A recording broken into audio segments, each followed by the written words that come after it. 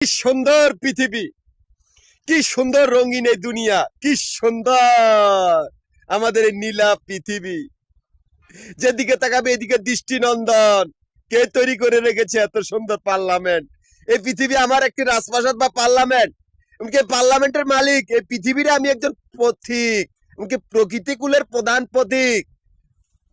আমারই পৃথিবী, আমারই হাতে বুনানো, আমারই হাতে আমি ধরে রেখেছি। তার প্রমাণ পাইবি?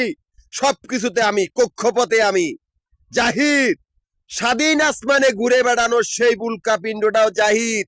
সমুদ্রের প্রত্যেকটা পানির ফোঁটাই জাহিদ। কোন জায়গাতে যাবি, অষ্টধাতু দেখবি, তাও জাহিদ।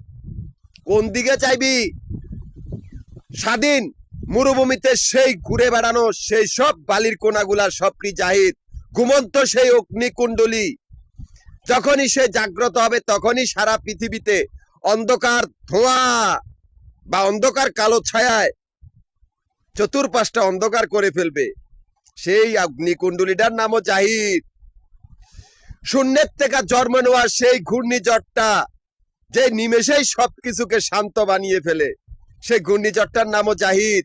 এরে মাফিয়া কুত্তার দল, তোরা যেই জনগণের জোরে অন্যায় আর অপরাধ করছ, তোদের সেই জনগণ গুলা আমাদের এই পৃথিবীর ময়লা ছাড়া আর কিচ্ছু না।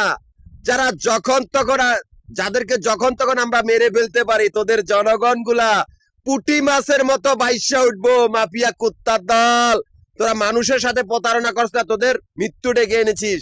আমি স্বাধীন, আমার কোনো ধর্ম নাই, আমি কোনো ধর্মেরও অনুসারী না। আমারই কক্ষপথ আমি নিজেই তৈরি করেছি।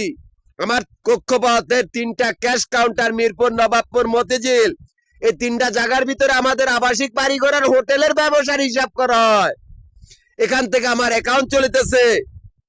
এরে মাফিয়া কুত্তার বাচ্চাগুলা, তোরা আমার গ্রুপের সদস্যগুলার খুন করছ, আমারই ক্যাশ কাউন্টার গুলার সামনে আস্তানা গেড়েছ, এমনকি আমারই কাগজপত্র চুরি করছ না। তোদের মৃত্যু ডেকেছিস, তোদের মৃত্যু যে কোনো সময়ের ভিতরে হবে।